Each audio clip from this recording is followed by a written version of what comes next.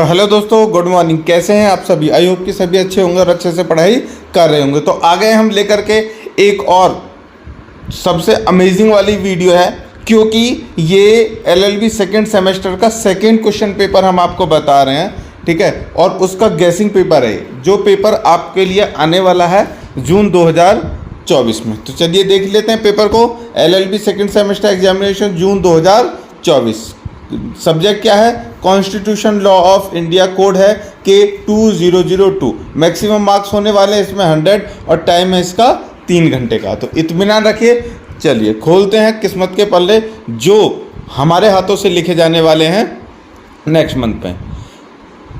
Notes attempt all the sections as per instruction. देखिए जो paper वहाँ पर आएगा आपको, ठीक है, उसके सबसे पहले ये नोट वो पढ़ लेना है, उसके अकॉर्डिंग ही आपको क्वेश्चन का आंसर देना है। हमारे क्या है उसके रूल हम रेगुलेशन बता देते हैं। जितने भी क्वेश्चन पेपर हमने इस पेपर में दिए हैं वो सारे के सारे आपको सॉल्व करने हैं। सॉल्व करने के लिए कहीं जाने की आवश्यकता नहीं है, सीधा जाइए हमारे यूट्यूब चैनल की प्लेलिस्ट देखिए और वहाँ से constitutional law of India K2002 के नाम से प्ले लिस्ट है। ये सारे जितने भी क्वेश्चन मैं आपको बता रहा हूँ उनका सबका सोल्यूशन वहाँ आपको मिल जाएगा, ठीक है। चलिए स्टार्ट करते हैं। अगर आपको पीडीएफ चाहिए, ये और बात बताता हूँ, अगर आपको पीडीएफ चाहिए तो हमारे चैनल को जहाँ आप सब्सक्राइब करते हैं उसके साइड में एक और राइट साइड में बटन होता है ज्वाइन लिखा हुआ, ठीक है, उसको ज्वाइन कर लीजिए। ज्वाइन करने के बाद आप हमारे व्हाट्सएप ग्रुप को ज्वाइन कर लीजिए। पहले तो हमारे चैनल को ज्वाइन करेंगे। चैनल को ज्वाइन करने के बाद में हमारा जो भी कोई भी वीडियो है लेटेस्ट उसके डिस्क्रिप्शन में जाएंगे और वहाँ से जाकर के आपको सीधा मिल जाएगा हमारे व्हाट्सएप ग्रुप, ठीक है। उसमें आप बता देंगे कि सर आपका चैनल हमने ज्वाइन कर लिया है और हमें उस स्पेशल ग्रुप में ज्वाइन करा दिए जहाँ से आप हमें लेटेस्ट वाली जो पीडीएफ है वो तुरंत मिल जाएंगी, ठीक है। हम टीम को आपका नंबर दे देंगे, वो ग्रुप में ऐड करके आपको तुरंत सारी पीडीएफ अवेलेबल करा देंगे। बहुत ईजी है। अब बात करते हैं यहाँ पर क्वेश्चन आंसर्स की। देखिए सबसे पहला जो क्वेश्चन है दोस्तों वो क्वेश्चन है विनियोग विधेयक क्या है? Appropriation bill. Very short question चल रहे हैं। वेरी शॉर्ट में हम यहाँ पे आपको 10 क्वेश्चन बताएंगे, 10 में से 5 क्वेश्चन आपको पेपर में देखने के लिए मिले। दूसरा क्वेश्चन है संविधान संशोधन की प्रक्रिया को लिखिए। Write down the procedure to various types of amend the constitution. तीसरा है भारतीय राष्ट्रपति के लिए योग्यताएं बताइए। Write qualifications for the election of the president of India. के भारत के राष्ट्रपति की राष्ट्रपति बनने के जो निर्वाचन है, ठीक है, निर्वाचन में सेलेक्ट होने के लिए क्या क्या क्वालिफिकेशंस होनी चाहिए। चौथा क्वेश्चन है उच्चतम न्यायालय के न्यायाधीशों को उनके पद से हटाए जाने के लिए अनिवार्य शर्तें लिखिए। मतलब उच्चतम न्यायालय के जो भी न्यायाधीश अगर उनको पद से हटाते हैं तो उनको क्या हमारे पास में कंडीशंस होनी चाहिए। Write down the conditions for the removal of a जज ऑफ सुप्रीम कोर्ट। इसी उसमें हमारा चौथा क्वेश्चन है, चौथा तो हो गया, अब तो 5वां क्वेश्चन है। भारत का राष्ट्रपति कब संसद में विशेष अभिभाषण करेगा? When the president of India gives A special address in parliament. छठा क्वेश्चन है अभिलेख न्यायालय पर टिप्पणी कीजिए। Comment of court of record, very important, last तक ईयर में पूछा गया था। 7वां क्वेश्चन है धन विधेयक, मनी बिल, वेरी इंपॉर्टेंट। अरे ये कहाँ से, चलिए 8वां क्वेश्चन है यहाँ पे छद्म विधायन के सिद्धांत को स्पष्ट कीजिए। Explain the doctrine of colourable legislation, ठीक है। तो यहाँ पर हमने आपको 8 मेन क्वेश्चंस करा दिए हैं जो कि आपको पेपर में देखने के लिए मिलेंगे। अब चलते हैं सेक्शन बी की तरफ। सेक्शन बी में हम आपको 5 क्वेश्चन बताने वाले हैं और 5 क्वेश्चन में से आपको 3 क्वेश्चन पेपर में देखने के लिए मिलेंगे, जिसमें से आपको 2 का आंसर लिखना है और आपको उसके मिलेंगे पूरे 20 के 20 नंबर। कौन सा है पहला क्वेश्चन देख लेते हैं। पहला क्वेश्चन है हमारे शॉर्ट का, आधारभूत ढांचे के सिद्धांत से आप क्या समझते हैं? इस सिद्धांत का आलोचनात्मक विवेचना कीजिए। What do you mean by the doctrine of basic structure? Discuss the doctrine critically. दूसरा क्वेश्चन है भारत के संविधान में विविध भारत के राष्ट्रपति की शक्तियों का वर्णन कीजिए। मतलब कि the powers of president in India, ठीक है।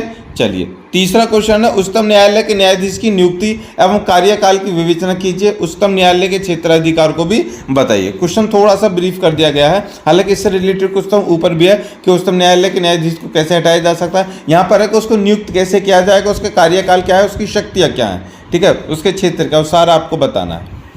चौथा है मंत्रिपरिषद के सामूहिक उत्तरदायित्व के सिद्धांत को समझाइए।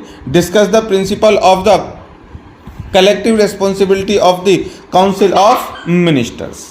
चलिए आगे बढ़ते हैं। पांचवा क्वेश्चन है यहाँ पर शॉर्ट का,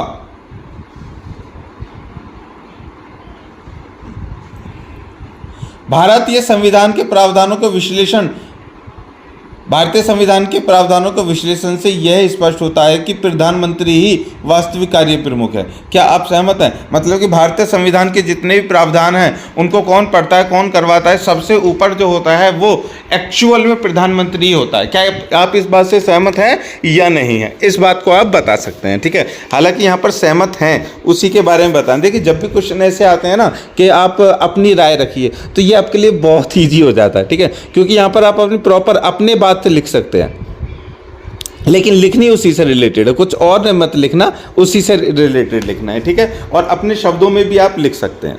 चलिए, analyse the provisions of the constitution of the India makes it clear that prime minister is the real executive head, do you agree?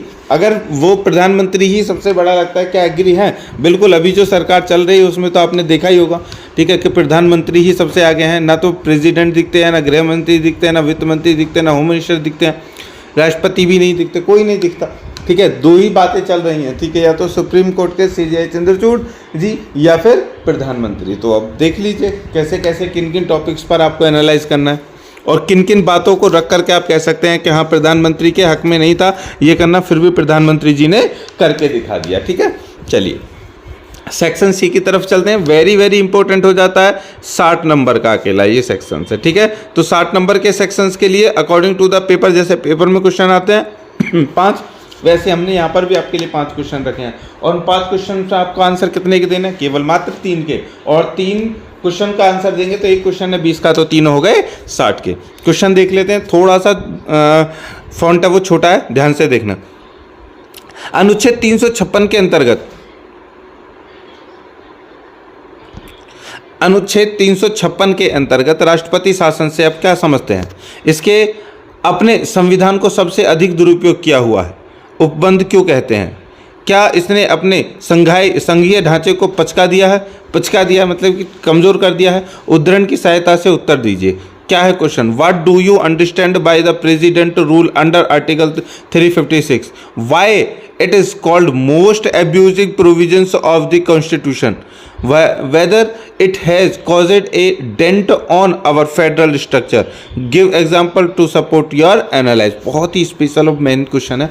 ये बात चल रही है दोस्तों आपातकालीन स्थिति की, कि जब किसी भी राज्य के मुख्यमंत्री से या फिर किसी भी उसमें पूरे देश के किसी भी कोने में कोई भी मुख्यमंत्री है उससे अपने राज्य को नहीं चलाया जा रहा है, तो वहाँ पर आपातकालीन स्थिति लग जाती है और राष्ट्रपति के अंडर में वो पहुँच जाता है। अब इसमें वो ये पूछ रहे हैं कि आप राष्ट्रपति के अंडर में पहुँच जाते हो कि राष्ट्रपति सही, ये जो होती है प्रक्रिया वो सही है, ठीक है, ये आप बताएंगे।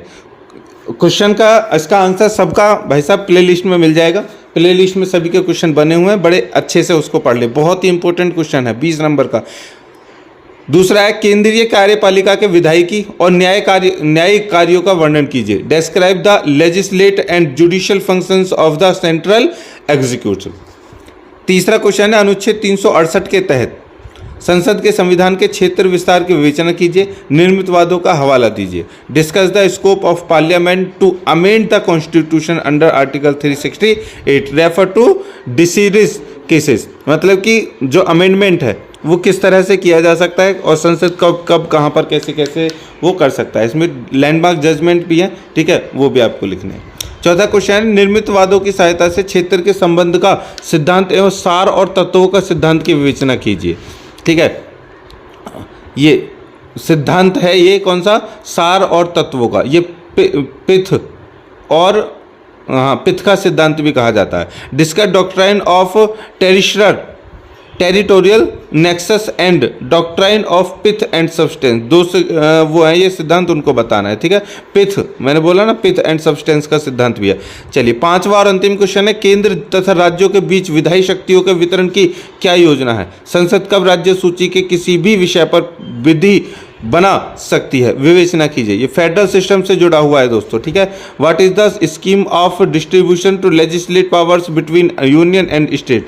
When can parliament legislate on the matter in the state list? तो ये था हमारा क्वेश्चन पेपर जो हिट करने वाला है आपको आने वाले सेकेंड पेपर को, सेकेंड सेमेस्टर का। जल्दी से कर लीजिए प्रिपरेशन, एक भी क्वेश्चन छोड़ के बाकी नहीं जाना है। एक भी क्वेश्चन छोड़ के नहीं जाओगे तो पूरा का हूबहू पेपर वहीं देख करके मिलेगा, आपको पता भी नहीं चलेगा क्या हो गया, ठीक है दोस्तों। और उसके साथ साथ में अगर कोई भी आपकी क्वेरी इंक्वायरी कुछ भी है तो वो हमें सीधा नीचे कमेंट में दे सकते हैं। रिक्वेस्ट बस एक है कि सबको शेयर कर दीजिए उस क्वेश्चन को, ताकि पेपर होने से पहले सबके लिए मदद हो जाए। हम मिलते हैं नेक्स्ट वीडियो के साथ, तब तक के लिए जय हिंद, बाय बाय।